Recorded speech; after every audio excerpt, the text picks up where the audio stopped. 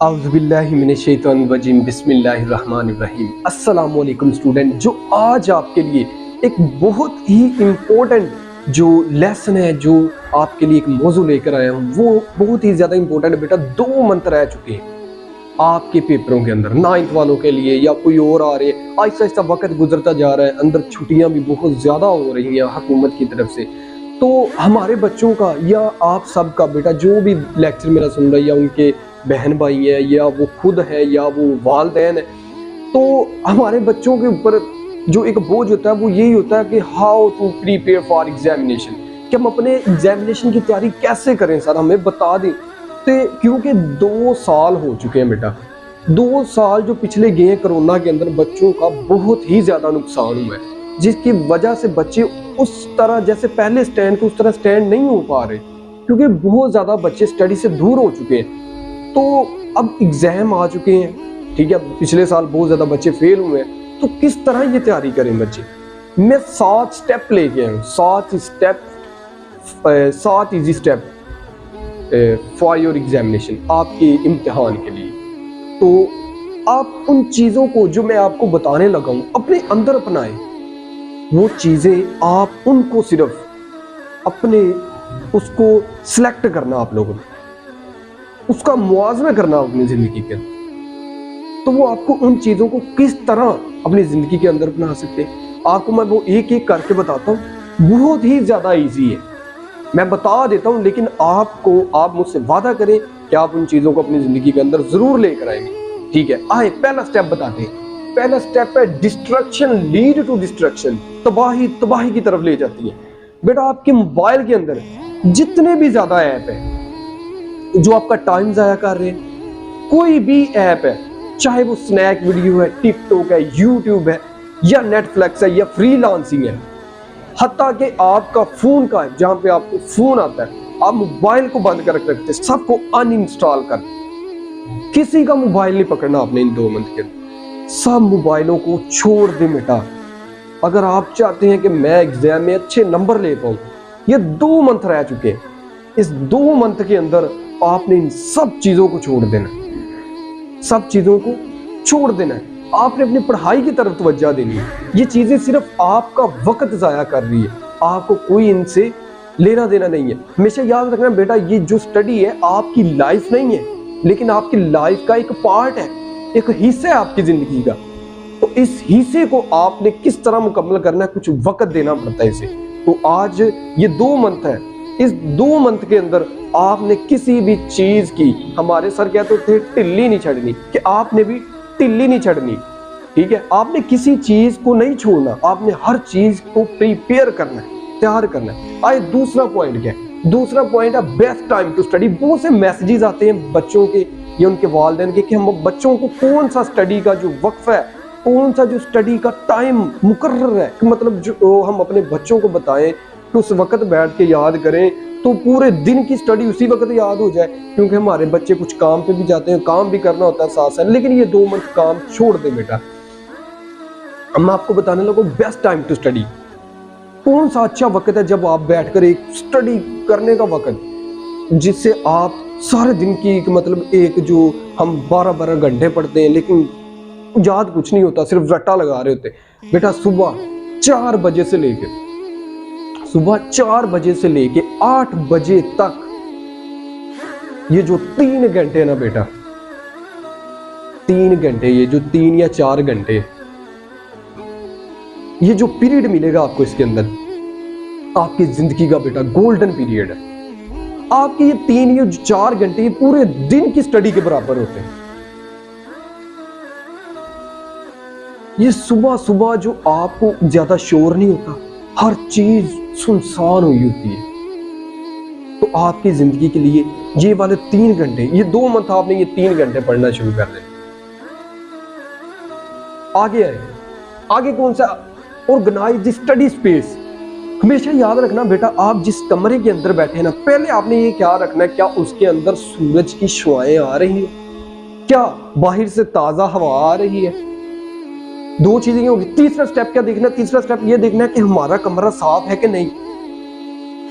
और चौथा स्टेप क्या देखना है? आप जिस टेबल पे बैठे हैं, जिस बेड पे बैठे हैं, जिस चारपाई पे बैठे हैं, आपने देखना है कि क्या उसके ऊपर ज्यादा चीजें तो नहीं पड़ी हुई, सिर्फ आपकी एक बुक, आपका पेन और आपकी वो चीजें जो आपको उस वक्त जरूरी है वो होनी चाहिए।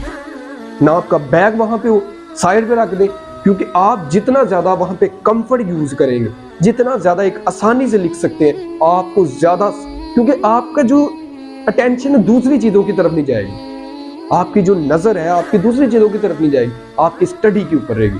ठीक है बेटा, इन चीजों को फॉलो करें। आगे क्या है? आगे take regular breaks during your study. Take regular breaks during your study. हमेशा बेटा कभी भी 8-8, 9-9, 10-10, 6-6, 7-7, 3-4, 4-5, 5-5, 6-6 घंटे इकट्ठा नहीं बैठ के पढ़ना। जो मैक्सिमम मिनिमम 45 मिनट, जो मैक्सिमम 1 घंटा है, आपने 1 घंटा बैठ के पढ़ना। उसके बाद 15 मिनट का ब्रेक लें, 15 मिनट का ब्रेक लेना। अब आप पूछेंगे सर उस 15 मिनट के अंदर हम क्या करें, हम वैसे ही फारिग बैठे रहे? नहीं बेटा, आप कोई अपनी फेवरेट जो स्पोर्ट है वो खेलें।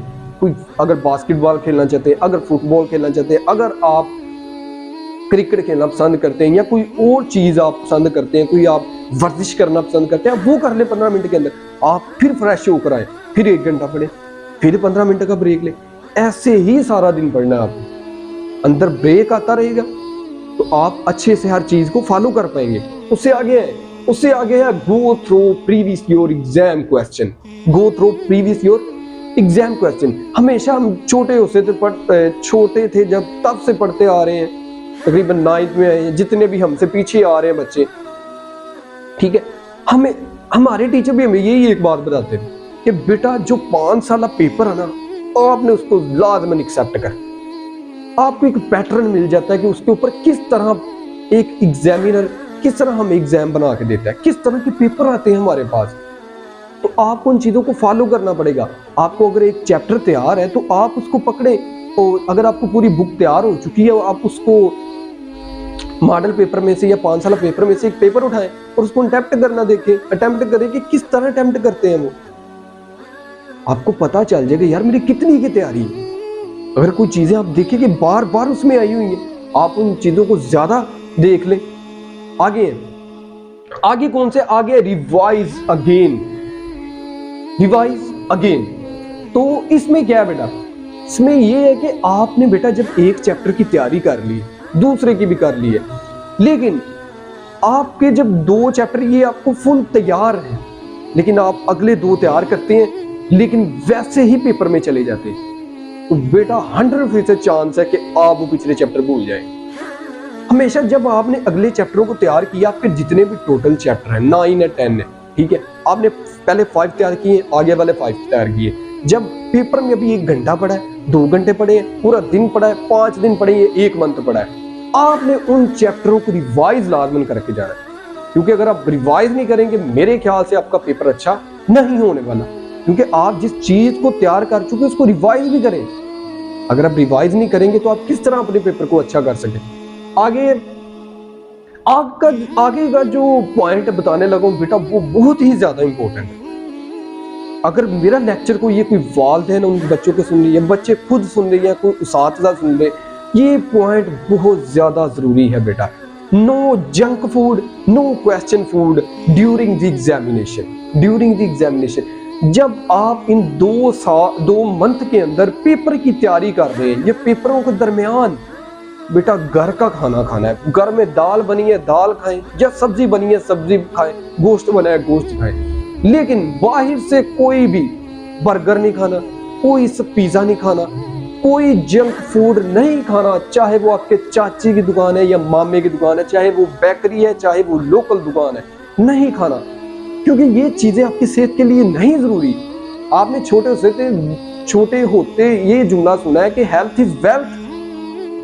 तो आज हम कैसे वो चीजें खा रहे हैं जो हमारी सेहत के लिए जरूरी नहीं है। ये देखना बेटा, आपने किसी चीज का मुकाबला करना है। अगर आपने छोटे होते जब आप किसी शख्स से किसी लड़के से झगड़ा करते हैं तो आप देखते हैं यार वो मेरे बराबर का है कि नहीं। बेटा स्टडी तो आपके लेवल की तब ही होगी जब आप एक सेहतमंद हो, क्योंकि स्टडी उन बच्चों के लिए जो सेहतमंद है। अगर आप सेहतमंद नहीं है तो स्टडी आपको बहुत ज्यादा नुकसान पहुंचा सकती है। इसलिए आपने घर का खाना खाना है, इन 2 मंथ के अंदर खा लिया। अगर आप पूरा साल नहीं खा सकते, इन 2 मंथ के अंदर तो खा सकते हैं ना। किसी भी बेकरी पे नहीं जाना। तो बेटा वो देखे ना, क्या चिकन यूज कर रहे हैं, वो तो खुद बेचारी खड़ी नहीं हो सकती, आपको कैसा खड़ा करे। तो इसीलिए बेटा ये जो स्टेप लेके आए हूं बेटा, इन चीजों को फॉलो करें, अल्लाह ताला कामयाबी देने वाला है। हमने सिर्फ स्टेप बताने हैं या हमने पकड़ के आपको कामयाब नहीं करवा देना। वो तो अल्लाह ताला की ज़ात है जो आपको एक एग्जाम के अंदर, क्योंकि आपकी मेहनत, आपकी 2 चीज़ें होती है पेपर के अंदर, मेहनत और कोशिश। आपको ये दोनों चीज़ें करनी पड़ती है। अगर आप एक चीज़ करते हैं तो बेटा मेरे ख्याल से आप एग्ज़ाम में पास नहीं हो सकते। तो आपको अच्छे नंबरों से पास होने के लिए मेहनत और कोशिश दोनों करनी चाहिए। थैंक यू बेटा, जज़ाकल्लाह। और इन चीज़ों को फॉलो करें और देखें यार किस तरह एक एक स्टेप को अपनाना है। थैंक यू बेटा, जज़ाकल्लाह।